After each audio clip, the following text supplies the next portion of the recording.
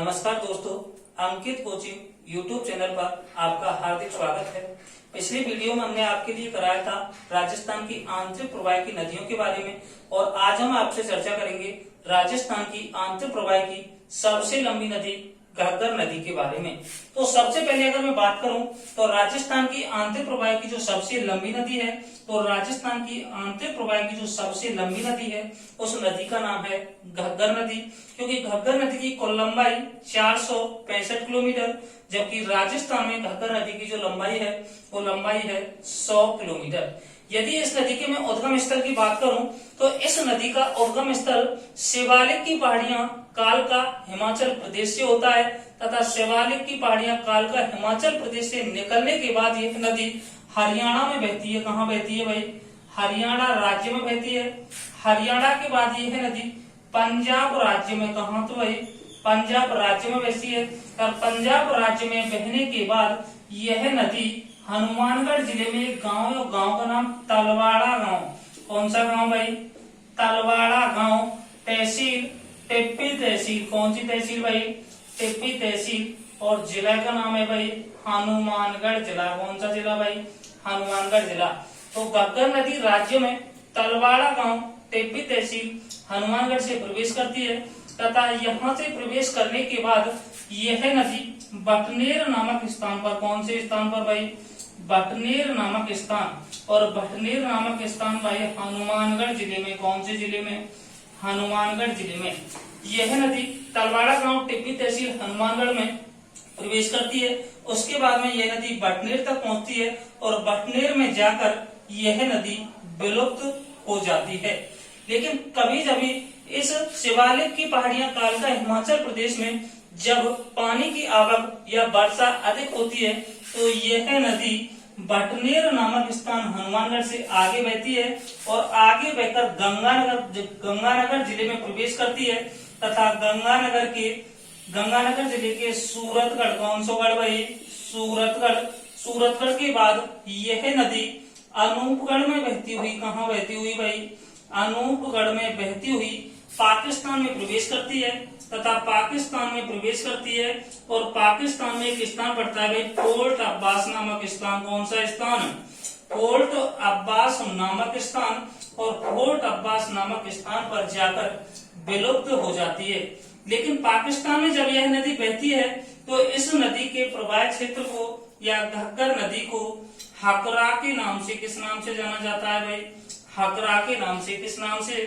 हकरा के नाम से जाना जाता है। एक बार अगर और देखें तो घग्गर नदी का जो उद्गम स्थल है वो शिवालिक की पहाड़ियां कालका हिमाचल प्रदेश से होता है। उसके बाद में यह नदी हरियाणा और पंजाब में बहती हुई राज्य में तलवाड़ा गांव, टिप्पी तहसील, हनुमानगढ़ जिले से राज्य में प्रवेश करती है।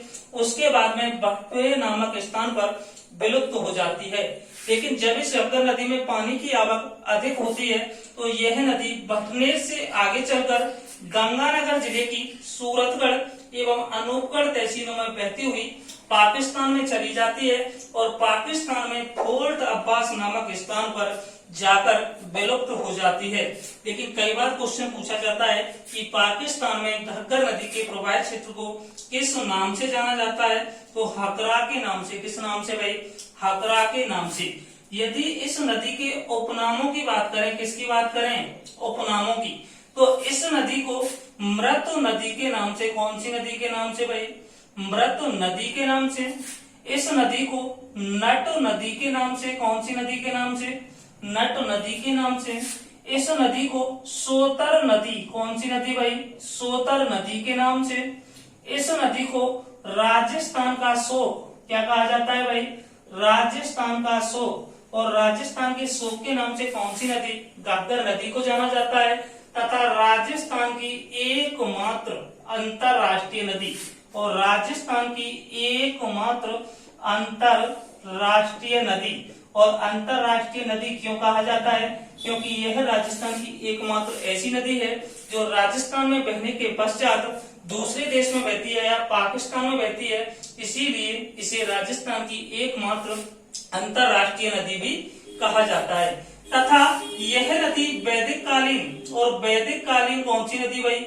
सरस्वती नदी के पेटे में बहती है। कई बार क्वेश्चन पूछ लिया जाता है कि भाई वैदिक कालीन सरस्वती नदी के पेटे में बहने वाली राजस्थान की कौन सी नदी है, तो यह नदी वैदिक कालीन सरस्वती नदी के पेटे में बहती है। आगे अगर बात करें भाई घग्गर नदी की, तो घग्गर नदी के किनारे हनुमानगढ़ जिले में, कौन से जिले में, हनुमानगढ़ जिले में 3 सभ्यताएं विकसित हुई हैं। एक सभ्यता है भाई कालीबंगा सभ्यता, कौन सी सभ्यता, कालीबंगा सभ्यता। एक सभ्यता है भाई पीलीबंगा सभ्यता, कौन सी भाई, पीलीबंगा सभ्यता।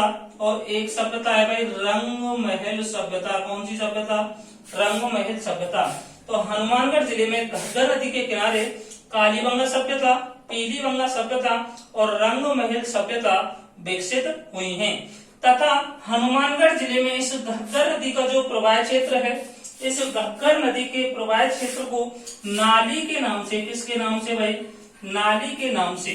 तो हनुमानगढ़ जिले में इस घग्गर नदी का जो प्रवाह क्षेत्र है या घग्गर नदी का जो पाठ है, इसे नाली के नाम से, किस नाम से भाई, नाली के नाम से जाना जाता है। और यह नाली जो क्षेत्र है यह राजस्थान में बासमती चावल के लिए, कौन से चावल के लिए भाई, बासमती चावल के उत्पादन के लिए प्रसिद्ध है।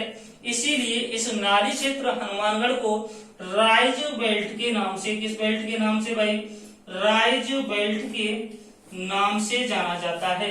तो राजस्थान में हनुमानगढ़ जिले का जो नाली क्षेत्र है, घग्गर नदी का जो प्रवाह क्षेत्र है, उसे हनुमानगढ़ में नाली के नाम से जाना जाता है। नाली क्षेत्र बासमती चावल के उत्पादन के लिए प्रसिद्ध है तथा इस नाली क्षेत्र को राजस्थान में राइज बेल्ट के नाम से जाना जाता है। घग्गर नदी की कुल लंबाई 465 किलोमीटर। राजस्थान की आंतरिक प्रवाह की जो सबसे लंबी नदी है वो नदी कौन सी है भाई, घग्गर नदी। कुल लंबाई कितनी है कि 465 किलोमीटर तथा राजस्थान में लंबाई 100 किलोमीटर। तथा यह राजस्थान की एकमात्र ऐसी नदी है जो हिमालय का पानी लेकर आती है। कहां से पानी लेके आती है भाई, हिमालय से पानी लेके आती है। तो राजस्थान की एकमात्र ऐसी नदी जो हिमालय से पानी लेकर आती है, तो कौन सी नदी है भाई, घग्गर नदी। जबकि राजस्थान की एकमात्र अंतरराष्ट्रीय नदी, तो राजस्थान की एकमात्र अंतरराष्ट्रीय नदी कौन सी है भाई, घग्गर नदी। नमस्कार दोस्तों, अगर आपको हमारी वीडियो अच्छी लगी हो तो लाइक एंड सब्सक्राइब जरूर करें। धन्यवाद।